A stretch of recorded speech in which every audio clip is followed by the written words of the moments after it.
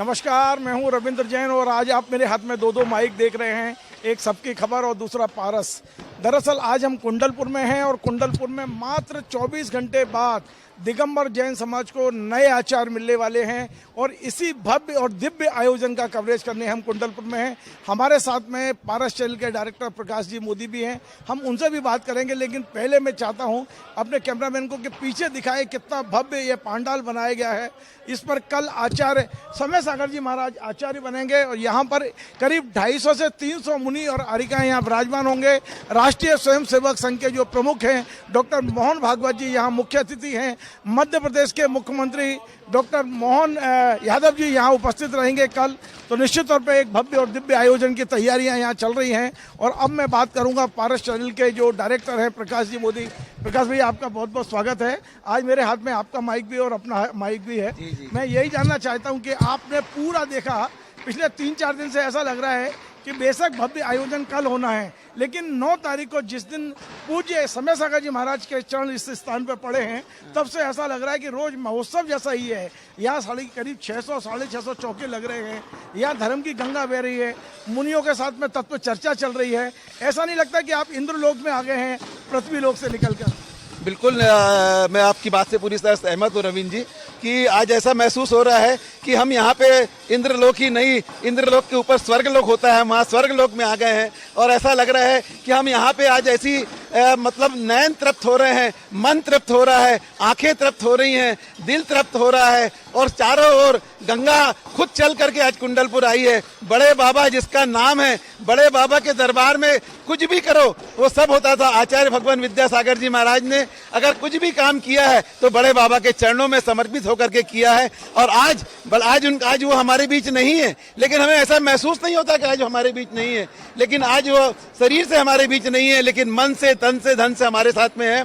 आज समय सागर जी महाराज जो कल आचार्य पदारोहण करने वाले हैं, निश्चित ही यहाँ पर जो हम आहार देख रहे हैं, इतने एक साथ जब साधु निकलते हैं आहारचर्या के लिए, एक साथ जब मंच पे बैठते हैं, जब वो इरिया भक्ति करते हैं, जब वो आचार्य भक्ति करते हैं, जब वो तत्व चर्चा करते हैं, तो ऐसा लगता है कि हम आज सारे व्यापार को छोड़कर, हर काम को छोड़कर, अपनी फैक्ट्रियों को छोड़ करके आज यहाँ पे आए हैं। तो हमें ऐसा लगता है कि हम इसी में डूबते चले जाएं, डूबते चले जाएं, डूबते चले जाएं। हमें घर जाने की चिंता भी नहीं हो रही है। भैया, एक बहुत महत्वपूर्ण सवाल जो पूरी देश दुनिया सुनना चाहती है, आखिर ऐसा क्या होने वाला है कुंडलपुर में कि सबकी नजर कुंडलपुर पर है?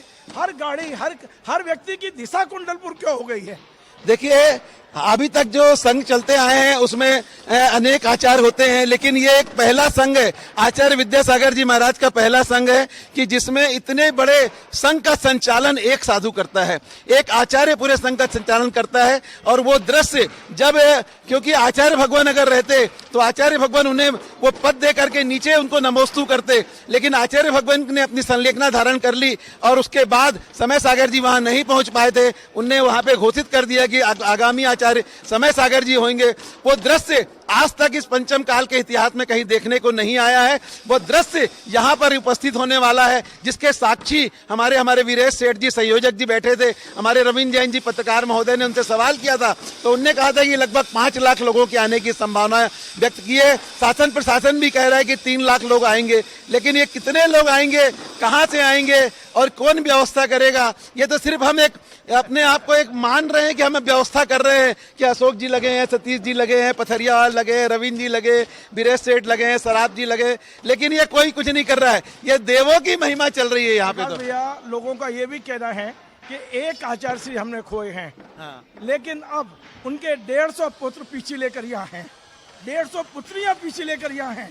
और इसी स्थान से परसों वे आचार्य श्री की धर्म की ध्वजा को लेकर पूरे देश भर में निकलेंगे। क्या मालूम बनेगा? देखिए, ये भाव की तो अपन कल्पना नहीं कर सकते। इस भाव को जैसे ही अपन अपने विचार में लाते हैं तो नैन झरने लगते हैं, खुशी के आंसू झरने लगते हैं। आज समय सागर जी का हमारे दानवीर श्रावक श्रेष्ठी भामासा अशोक पाटनी जी ने जब पड़गहन किया, मैं उसको शूट कर रहा था वहां पे, जब वो पूजा कर रहे थे, जब वो अर्घ चला रहे थे, उनके आंख से खुशी के झरझर आंसू बह रहे थे। उनको ऐसा लग रहा था कि आज हमने ईश्वर को नहीं देखा, हमने महावीर को नहीं देखा, हमने हमने आदिनाथ को नहीं देखा, हमने 24 तीर्थंकरों को नहीं देखा। अगर देखा है तो इस चलते फिरते तीर्थंकर को देखा है, और वो तीर्थंकर थे आचार्य विद्यासागर महाराज, और उनके जो शिष्य बन रहे हैं, एक एक तीर्थों, एक एक शिष्य में विद्यासागर विराजमान है, एक एक शिष्य तीर्थंकर है, एक एक माताजी तीर्थंकर है। ये ऐसा अद्भुत दृश्य कहीं दुनिया में, संसार में नहीं देख सकते। ये पंचम काल का सबसे बड़ा आश्चर्य है। आचार्य श्री की कमी को पूरा करेंगे उनके शिष्य, कैसा लगता है?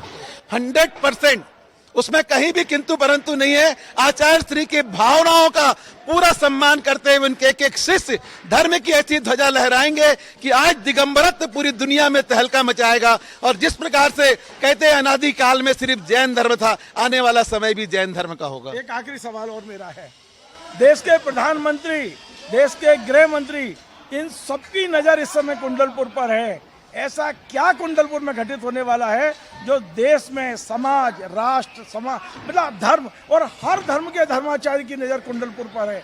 ऐसा क्या कुंडलपुर में होने वाला है जो सबकी नजर कुंडलपुर पर है? देखिए, कुंडलपुर नाम, बड़े बाबा नाम बोलने से ही एक अश्चर्य झलकने लगता है।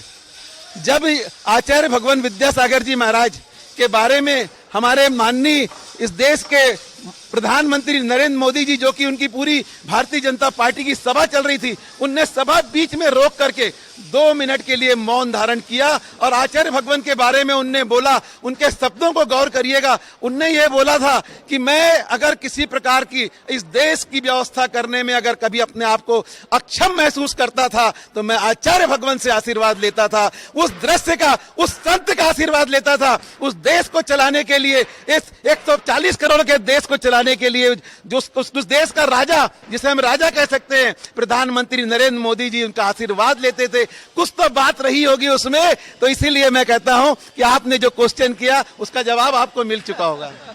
बहुत बहुत धन्यवाद। तो जो भी इस कार्यक्रम को देख रहे हैं, पुनः एक बार निवेदन है, ये क्षण जिंदगी में दोहरा नहीं आएगा।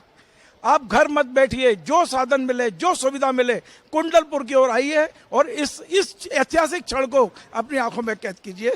धन्यवाद। जय जय।